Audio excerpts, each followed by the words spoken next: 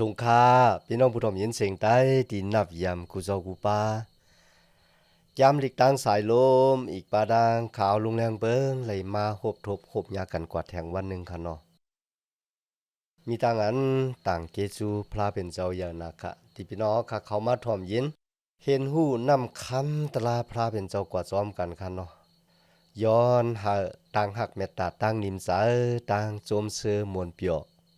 ตีลูกตีเถาลาพระเป็นเจ้าคามาแต่อยู่ในหูเจ้าคากว่าหางเผาหางมันเสกรรมค่ะวันที่ปนมาค่ะเลยละถึงสี่เมียวดิมหรือไหวจากตั้มจากในคันนะอันที่หนึ่งก้นที่มีอาณะแต่เจ้าขุนอค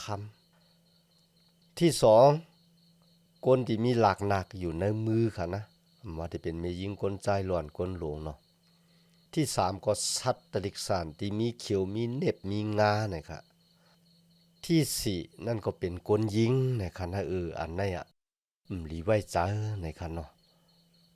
วันที่ปนมาเขาขาเลยเห็นลองของหามานที่เป็นก้นเมือกคันเนาะจะว่าตีแฮมหมดแก่ตายก็เร็วเขานะตีแฮมก้นเมียวจูกามีดังเสียงดังหลวงเนี่ย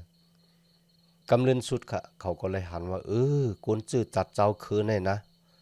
มันมีอาณาตันโค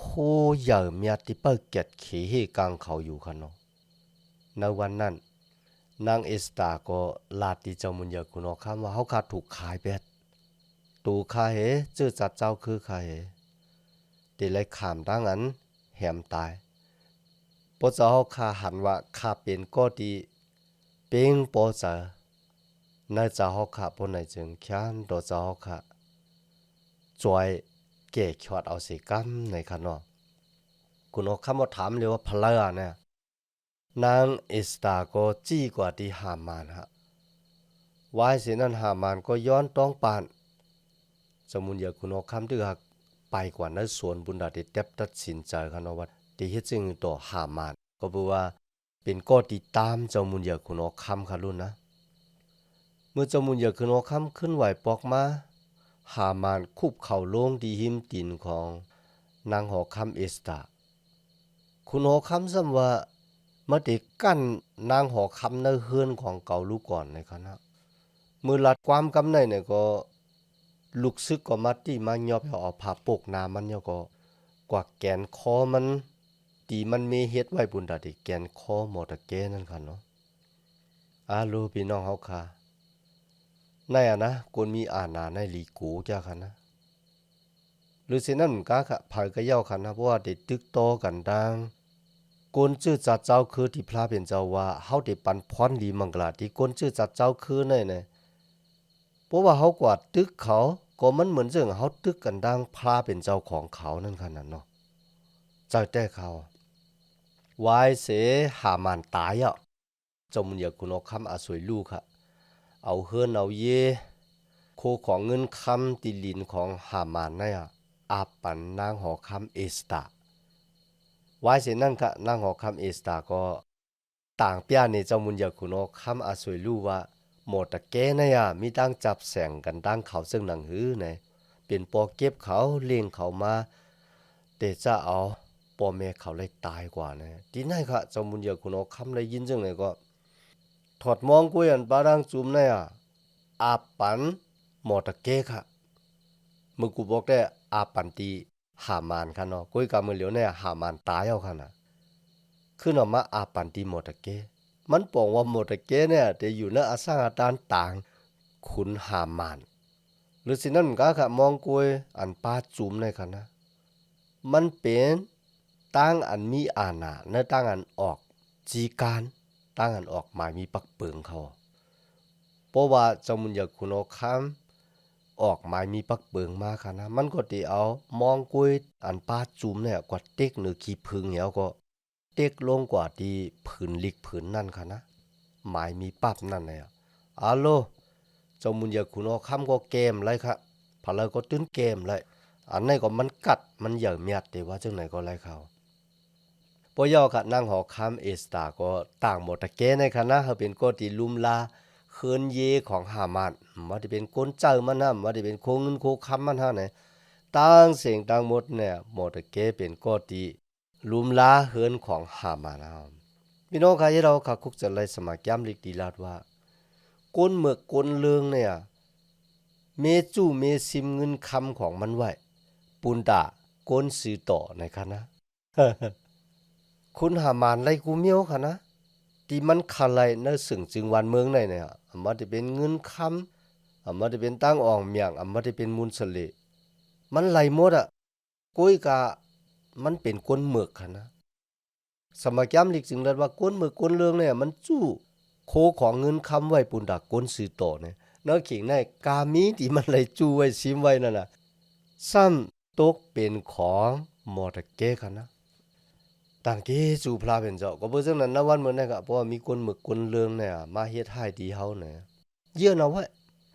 สุดตองปลาเขาย้อนพลาเป็นเจ้ามีเมตตาให้เขาเลยคุกจะไล่ไม่เจอบุรเปดป้มคุกจะไล่ไม่เจอบุรเปดก็ที่สุดมันก็อัปเดญาเกี่ยวสตาเหมือนเรื่องหนังหามานในคันนะในข้อที่1ข้อที่2เนี่ยเป็นตั้งอันอับอานามัยปันดีโมตะแก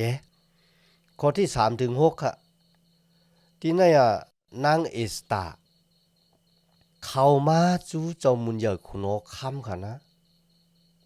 เหมือนเจิงปอกันตั้งนั่นค่ะที่คุณโอค่ำไหลห้องแล้วแหละเข้ามาเพราะว่าคุณโอค่ำเอากันหลับสารและค่ำในยืนปันเยาก็เฮอนางหอค่ำเตอค่ะนะก็ตีเปิดเจ้ามุนเยอะคุณโอค่ำในตีแหมก็เร็วค่ะตีนั่นก็ปอกในเป็นปอกที่2ค่ะนะนางเอสตาเข้ามาจู้เจ้ามุนเยอะคุณโอค่ำคูบเข่า อ่อนวอนเลยน้ำตาไหลในเขาพี่น้องค่ะย้อนเจ้ามุนยาคุณอคำปูดลายหมายมีปักเบิงที่ออกกว่าก็มันตั้งค่ะนะที่ว่าดีแหมกวนเมียวจูตายในวันที่13เดือน12เนี่ยพี่น้องค่ะหามานตายแล้วนะก้อยน่ะจีการหมายมีปักเบิงที่สั่งเฮาแหมกวนเมียวจูตายนั่นน่ะตึกหาเจ้าตื้ออยู่เขาเทียงแปดไรคะนะปูดลายก็มไรคุณหอคำที่เป็นก้นออกหมายมีปักเปิงเนี่ยที่เขาเป็นก้อที่เอามองกวยอันปาซูมเตกลงกว่าเนี่ยตูเขาก็ปุดไรค่ะอาลูพี่น้องเขาค่ะหมายมีปักเปิงของเขาในเขียนแต่ค่ะนะนางหอคำเอสตาคูบเข่าลงที่หิมตีนของเจ้ามุนยาคุณหอคำอาสวยลูกย้อนให้มันเจ้าย่าแปดแผนการอันเมือกเรื่องที่หามานไล่ออกไว้เนี่ยกุยกาที่ไหนคะนะนางเอสตาลาติจามุนยากุโนคำว่าตั้งอันคาเดอยู่เนื้อหางเนื้อหอยเอาก็ตุ้ยกลมาแหมกลเนื้อจืดจัดเจ้าคือของตัวเจ้าเก่าแหมตายเพียวมวยแบบเจ้าก็โจรเอาโคเงินโคคำตีลินเฮินไฮนาของเขาเนี่ยขาดตัวหยาบน่ะเนี่ยมันนางก็คูบเข่าลงย้อนค่ะนะกำแนวกลับมาถึงข้อที่8ถึง12เลยค่ะนะพี่น้องขาดที่ไหนอ่ะเจ้ามุนอยากคุณอคำเฮาแต้มจีการใหม่ปืนเผาออกกว่าเฮาปอจอดเหมือนเจ้าหนังจีการดีหามันออกว่าเฮาแหมคนมิวจูตายนะคะนะคุณอคำก็ลาดีนางเอสตาว่ามันไรก้อยจีการที่ออกกว่าเยาติแพทย์เต็มหมอดแปดไรเนี่ยหรือเสียว่าเฮาหลุออกจีการหมายมีปักเปิงแทงอันหนึ่งในจือของเจ้ามุนอยากคุณอคำเยาก็ตอกจุ่มรวยมองกวยอันป้าจุ่มของเจ้ามุนอยากคุณอคำเนี่ยพี่น้องค่ะในวันนั้นเจ้ามุนอยากคุณอคำก็ห้องโกนที่เป็นเจเลมาค่ะนะเยาก็มอตะเก้ก็เป็นก็ที่สั่งเขาในวันที่23เดือนที่3ครับมันป่องว่าป่นมา2เดือนปลายค่ะเนาะมอตะเก้ก็สั่งให้เจเลนั่นแต้มให้คนเมียวจูกูวานกูเมืองค่ะนะที่อยู่ในสึงจึงวันเมือง1ปาก27เมืองเนี่ยเฮามาจู้มาป้องกันปุนตาเดเก็ดเขเฮกังต่างอันโกนต่างก็ติมาย่าเขาติมาแหมเขาตายติมาโจรเขาเนี่ยเขาทั้งหลายมีขว้างลูกตึกตอโกนดังหลายติมาแหมเขาตายเนี่ยอันนี้เป็นจีการผืนลิกที่2เลยค่ะแหละจีการอันเก่าฮะนะที่หามานออกนั่นน่ะไล่ป้าเอาโกนเมียวจิวติวในสึงจึงวันเมืองของเจ้ามุนอยากคุณอคำว่าเมืองเหรอมีต่าง เศร้าใจมองใจหรือเช่นนั้นก็คนดังเจ้าคือก็สำมุกสุขขัดทางเลขรู้หลายว่าคนเจอในแต่เป้าวันนั้นเหลือนนั่นน่ะเฮาที่แหมแปดในคะนะมีคนก็ละปันมุนเสเลเขาอาโลเว้ยกุยกะเมื่อจีการอันใหม่หมายมีปักเปิงอันใหม่ที่หมดตะเกปืนข่าวออกมาเนี่ยมันไหลเป้าตั้งโจมซื้อมนเปียวมาหอดเผียวถึงกนเมียวจูเขาพี่น้องค่ะอันนั้นก็เฮ็ดคุกจะเลยปิ้งยับตะล่านเก่าเลยปิ้งยับตะล่านใหม่ค่ะนะปิ้งยับตะล่านเก่าเนี่ยมันมีคนก็ละค่ะที่กำจ้างเลยก็เพื่อจังนั้นค่ะปิ้งยับตะล่านเก่านั่นน่ะปาโกนเฮาค่ะก่อฮอดเผียวถึงตั้งตายกุยกับปิ้งยับตะล่านใหม่ปาโกนเฮาค่ะมาฮอดเผียวถึงตั้งเกกช็อตตั้งโจมซื้อมนเปียวอันนั้นมันเป็นเกจูตะลาค่ะโลอันเก่าซ้ำเป็นปิ้งยับตะลาค่ะปกกำไรจ้างไรก็มีอาสากป้มกำไรจ้างไรก็ตายในกันนั่นก้อยกุยกับเกจูตะลาเนี่ยครับเฮากึ่งถึกกึ่งตานที่เลยหาบเอาซ้ำเลยหาบเอาเนี่ยมันกว่าปุ่งนั่นแท้ๆค่ะนะกับแนวคำมาถึงเอสตาคาน8ข้อ13-14ค่ะเนาะที่ไหนค่ะวายเสโมตะเกแต้มหมายมีปักเปิงยอค่ะนะก็ส่งก้นเฮาออกกว่า1 ปาก27เมืองเนี่ยเฮาออกกว่าภาษาและภาษานั้นนะความมีเหลือมีนั้นลิกมีเหลือมีนั้นเฮาก็สีเจง8หน้าเนี่ยป้ากันขี่ม้าไว้ว่าขี่กะละอุกว่าขี่ม้าลีว่าเนี่ยปุ่นตาที่เอาไม้มีปักเปิงที่เขาตึกหาแต้มมาเหม่อๆเนี่ยค่ะนะเฮาคนมิวจูมาจู้มาป้องกันยก็ปุ่นตาที่เกียดเขกังก็ติมาเฮ็ดให้ดีเขามีอขว้างตึกโตกวนเจ้าไหนลอยดังติมพิษหมายมีปักเปิงสองแล้วอาโลพี่น้องค่ะเนื้อข้าวดังเป็นเรือนในค่ะแหละเดี๋ยวว่าจังไหนค่ะนะเมื่อหมายมีปักเปิงจีการอันมาที่ออกก่อนแล้วกว่าถึงเมืองแล้วเนี่ยเมืองนั่นก็มีตังโจมเสื้อมนเปียวตั้งอันถังเรียกดูลายก็เหมือนเจิงมีมูลเสลมากขึ้นอาโลพี่น้องเฮาค่ะปุ่นตากนเมียวจูดังหลายแต่เลยเมแฮนตัวเจ้าเก่าพร้อมแต่เลยเมแฮนหลักหนักแต่เลยเมจู้เมป้องกันแต่เลยวางแผนการนั่นขนาดเนาะอาโลโกนปากันหิบๆแน่ๆในลองได้คันนะมันเป็นอัมมิ่งของมอตะเกอัมมิ่งของจอมุนยาคุณอค่ำเนี่ยมือโกนดังหลายเลยหันอัลโลเปล่าดังสมซื้อมุนเปียวมีดังมุงถามองถาว่าวันนั้นเฮาจะเป็นก้อตีเตขามเปิ้นมาแหมมิวเหลียวเฮามีอขว้างปุ่นดาเดเก็ดเขเฮกังก็ตีติมาแหมเฮานั่นน่ะเฮาแหมเขาตายก็บ่ผิดนะอาล่ะพี่น้องเฮาค่ะเฮ็ดให้คนมิวจูอำว่าอยู่สึงจึงวันเมืองที่เลอค่ะนะมีตังมุงถามองถามีเอ็นแห้งเหม่อๆมาขึ้นเขาอ๋อในวันมื้อนั้นก็ใครลาดถึงข่าวลีที่เฮาคาโลออกกว่าฮ้อหมอกลัดไว้อันนั้นก็เป็นข่าวตลาดังเกกยอดลองโจยิสู้ในค่ะนะเมื่อกูบอกโกนเฮาตกอยู่แต่อาณาของบูดาเปสต์เจอลำมักโลพาเจอมันหน้าแผ่นสูงเจอลำไส้กำเจอนกเจอตื้อเจอหวยเจอมึกเจอเลืองขี่เน็กเต็กเต็งโกนเฮาอาธรรมาเฮาโกนเฮาเฮ็ดบูดาเปสต์ต่อพลาดละพ่อแม่เสียซัมมาเลยเฮ็ดบูดาเปสต์ต่อปืนดังก็หรือสินั้นก็ตกอยู่แต่อาณาผีให้เพื่อให้แท้วันหนึ่งปตายออกโลกาในกว่าก็ตีเลยกว่าข้ามตามบูดาเปสต์ของทูเจ้าเก่าที่มาเฮ็ดในโลกาเนี่ยกุยกะข่าวตลาดังเกเขียวลองพระเป็นเจ้าซ้ำมีไว้ว่าพระเป็นเจ้าส่งลูกเจ้ากิ้วลงมาในโลกาเนี่ยปุนตาเดมาข้ามตามบูดาเปสต์ต่างเฮามาปล่อยรอดเฮาป่นสิอาณาผีให้เพื่อให้กามีดังเสียงนางหลวงตั้งเสียงนางหลวงค่ะนะวายเสียตายออกโลกานี่กว่าตับลูกกว่าข้ามตามบูดาเปสต์นำหมอภัยงะลายกุยกะติมีอาศักถาวราหวมลุยกันจอมลูกเจ้าในเมืองกะเดียนคำสะที่มีน้ำตามีตั้งห้องให้ตั้งเจ็บตั้งเสบตั้งไข่ตั้งเปลี่ยนตั้งเท่าตั้งแก่ตั้งตายมีแทงไหนอันนี้เป็นข่าวลีที่หลูไล่ฮิบๆแน่ๆออกก็ห้อหมอกลัดปันโกนดังกำผาโลกากูเจ้าคือกูสึงจึงวันเมืองกูตีกูเลียนว่าจะเป็นวันนอกหน้าป่างในคันเนาะในมันเป็นข่าวลีแท้ๆค่ะเจอเขาวันมื้อนี้ค่ะนะเฮาคัดซะ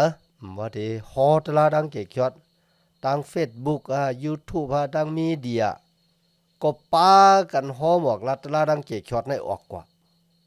ก็เบอมันเป็นข่าวหลีเป็นข่าวเมียดปุ่นแต่ได้จอยโกนเฮาค่ะแล้วต่างก็ต่างก้นมีไหนมีอยู่ในเจ้าเยซูคริสต์กันนานก้อยไหนสลาเปตูเลยฮ้อลองในค่ะอ๋อพี่น้องค่ะมือหมายมีปักเบิงอันใหม่ออกมานะในเอสตาคาน8ข้อ15ถึง17ค่ะเนาะโมตะเกะค่ะออกวางหอมาลวยโคนุงตั้งไว้เจ้ามุนอยากคุณออกคำนั่นก็เป็นซื้อสีสวมอีกป้าดังสีขาวปอยอซุปปานกุมคำอยู่ในหูมันค่ะนะอีกป้าดังซื้อดีห่มตั้งนอกมันค่ะนะเป็นผ้าป่านสีก่ำฮะสีก่ำมักขือเนี่ยค่ะนะอาโลมันเป็นตั้งอันมีอาสร้างอาตานสูงแต่วาค่ะก็มันตั้งเป็นก็ที่ได้ขามตั้งกันแหมตายค่ะนะกุยการในวันเมื่อนี่อ่ะพระเป็นเจ้าปุดลายเนี่ยโจแพบตาเลียวกันนั่นกุยค่ะนะเย็นเป็นก็ติดตามเจ้ามุนเยคุณอคำเป็นก็ที่มีมองกุยอันปาดังจุ่มตีหามานไล่อขว้างเหมือนในสมมาเป็นของโมตะแกพี่น้องค่ะคนในเมืองสุสานเนี่ยเมื่อไรหันโมตะแกใส่ซื้อพาโคนุงตั้งไว้เหมือนเจ้าหนังเจ้ามุนอยากคุณอคำออกมาว่าไหนจึงเขาป้ากันยกยอห้องแสนค่ะนะก็เบื่อสังขนาดนี้ก็เบื่อเขามีตังโจมซื้อมนเปียวมันเหมือนเจ้าว่าคนเมียวจูเนี่ยตับโลเป็นก็ที่เปิ้นทางเลขหลูลายแท้งเอาเนี่ยอาโลพี่น้องมือข่าวลองตั้งอันปั่นอควางให้คนเมียวจูเนี่ยค่ะนะเกียดเขกลางตัวเจ้าเก่าเนี่ยคนกูสึงจึงวันเมืองค่ะที่คนเมียวจูอยู่ค่ะนะอาโลเลยยินข่าวว่านางหอคำเอสดาเนี่ยก็เป็นคนเมียวจูองนะหรือสินั่นก้ามือเลียวเนี่ยหมดตะแกที่เป็นปอเก็บของนางเอสตาเนี่ยเจ้ามุนเยคุณคำอาสวยลูกต่างมันเฮออยู่เนออาสร้างอาตานต่างหามานที่ตายกว่านั่นเนี่ยพี่น้องคำมือก้นต่างเจ้าคือเลยยินจึงไหนเนี่ยป้ากันกูเขาก็มันตั้งได้มีตังว่นจะไกจะวันในวันนั้นได้นะว่าจะเป็นตึกสวนไฮนาเฮินเยเงินคำของมันเนี่ยต่างเสียงต่างหมดเนี่ยฮาเตโจนเอาเสียงแล้วก็แหมลูกอ่อนก้นหลวงกามีที่เป็นก้นเมียวจูเนี่ยครับกุยกะในวันนั้นมือหมายมีปักเบิงที่2ออกก่อนนั่นเจ้าค่ะก้นปากันมีตังกูเฮต่อก้นเมียวจูนางหอคำก็เป็นก้นเมียวจูก็ติดตามเจ้ามุนเจอคุณหอคำก็เป็นก้นเมียวจูเนี่ยก้นต่างเจ้าคือปากันมาเขาภาษาจิ้วเขาว่ากันน่ะปากันมาเฮ็ดวัดกูก่อยพระเป็นเจ้าของก้นเมียวจูเนี่ยค่ะเลยก็เบอร์สังก็เบอร์เลยหันตั้งอันใหญ่เมียดว่าตั้งอันเล็กลายค่ายปุดไว้บ่ตันนายเนี่ยเพราะว่ามันเมียนทอดอันเมียดอยู่ตั้งหลังมันบ่ไหนจังมันเป็นไรนั่นมันบอกว่าพระเป็นเจ้าของกนเมียวจูกนเมียวอิสลาเนี่ยมันเป็นพระที่อาสากลิบอยู่ตัวรู้ไหนฮะเมื่อคุณโอคำไซรัตเมติบาชาขึ้นมาเป็นคุณโอคำก็สั่งเขาให้ขึ้นไหวปอกมือขึ้นมือกดตั้งปกตั้งจ้องปิกมานซึ่งจึงวันเมืองหู้ลำเวียงเนี่ยกุ้ยกะเขาเมื่อเสียงเนี่ยตีกึดอยู่เนี่ยพระเป็นเจ้าใครเขาขึ้นไหวปอกมือขึ้นหู้เนี่ยเมื่อเขาเมื่อเนี่ยก็เนี่ยตั้งขีเน็กเต็กเตียงปอปอกเป็นมากุ้ยกะลอยเกซูพระเป็นเจ้าก็ย้ำเก็ดขี้กังก้นจืดจัดเจ้าคือเนี่ยอยู่เนี่ยไปยามมีก้นจืดจัดเจ้าคือเลยนะซึ่งจึงวันเมืองเนื้อกำผาโลก้าลงเนี่ยตีมีอาณาตันโคเกียดเขเฮกังอ่อนส่งในตั้งมาจ้าจอยแถมเขาเหมือนเจ้าหนังจื้อจัดเจ้าคือไหนตัวหนังหูเจอคุณโหคำเนี่ยย่างไหวมาจู้เขาเนี่ยอาโลพี่น้องเฮาค่ะมีต่างอันต่างเกจูพลาเป็นเจ้าแต่ว่ากำมันต่างคนต่างเจ้าคือปากันทางเลขหรูหลายคุยกันในวันเหมือนในกันนะคนปากันมาเข้าภาษาคนเมียวจูยก็มาโหมปองกันตั้งคนเมียวจูก็เพื่อตั้งกูเฮต่อคนเมียวจูนั่นอุบเปิงนะหัวใจของเขาพี่น้องค่ะพระเป็นเจ้าป้าให้มันจมเจอพระของคนเมียวจูกันนานก้อยนั่นสมัยจำดิกมีไว้มันจะเป็นเจ้าพระของคนกูจื้อกูจัดกูเจ้าคือ ก็เบิ่ก้นกูชื่อกูจัดสืบมาเนื้อสายเลือดของก้นเงากำผาสองก้อนนั่นก็เบิ่จังไหนคะก้นกูเจ้าคือก็เป็นก้นที่พระเป็นเจ้าผ่านสังเฮ็ดเป็นมาก้อยก็ติเลือกเก็บของก้นมิวจูเนี่ยก็ปุนตาให้เขาขามศักดิ์สิทธิ์มีพระผู้ผ่านสร้างแต่มีพระผู้อุปเปิงรวยอาณาตันโคของมันเจ้าว่าจะเป็นจักแก้ววันละกำผาโลกาลงในแต่พระเป็นเจ้าป้าเนี่ยเป็นเจ้าเกศยอดพระเป็นเจ้าป้าเนี่ยเป็นเจ้าวันจีอย่างตะลาเด้เนี่ยพระเป็นเจ้าเลือกเก็บเขามาให้ขามศักดิ์สิทธิ์ในหลวงในแล้วก็ให้เจ้าเกศยอดมาเกิดนะชื่อจัดเจ้าคือของเขากุ้ยกะพระเป็นเจ้ามีแผนการพุ่นตาได้ให้ตั้งเกศยอดเนี่ยโตขอดแผ่วถึงก้นกูเจ้าคือเนี่ยนั่นสมัยย้ำลิกเลยแต้มหมายไว้จังหนังนะกุ้ยกาลิเซไลนะคะนะที่ก้นมิวจูเถียงแปดจะตั้งเสียงเขาครับบ่ยอมว่าจะเป็นเองก็ได้มีการนะปากันเอาตลาดังเกกชอดองพระเป็นเจ้าตกขอดเพียวถึงก้นต่างเจ้าคือพรหลีมังกลาก็ตกขอดเพียวถึงก้นเจอไหนค่ะซ้อมหนังเดียวคาไลหันอยู่ในวันเมื่อไหร่ก็เปิดซึ่งหนังนั้นค่ะในวันเมื่อไหร่บุญตาพรหลีมังกลาติดตกขอดเพียวถึงพี่น้องใต้เฮาค่ะเนาะ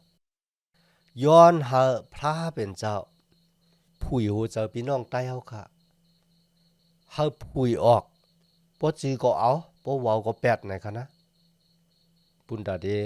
หมอกชาเจอแต้มโลงเยาก็มาถ่อมยินนำคำตลาพระเป็นเจ้าปุนดาพี่น้องไตเฮาเดเลยหับเอาพรดีมังกละเจ้าว่าเจ้าพระเฮาก้อยเจ้าศาสนาเฮาก้อยเนี่ยเจ้าคันเนาะมีศาสนาเลโลกาเนี่ยมันเป็นศาสนาของคนชื่อเจ้าคือเลยสิมิวเจ้าพระที่เกิดมาในโลกาเนี่ยคันนะว่าป้าเลยก็ย้ำรัดว่าศาสนาในปุนตะกวนชื่อเจ้าคือในนะสุดที่เลยกำกว่ายุมมาดกว่าตัวพดตายกว่ายุมดังเมียวมเลยเนี่ยมีเจ้าพระป่าเลยลัดจังหนังไหนกุยกาโกนเฮาในนี่เนาะมันใกล้เจออักขวางอาเยติผิดเปิงมีตั้งนั้นต่างเกจูอย่างนะคะที่มาเฮียนจอมกัน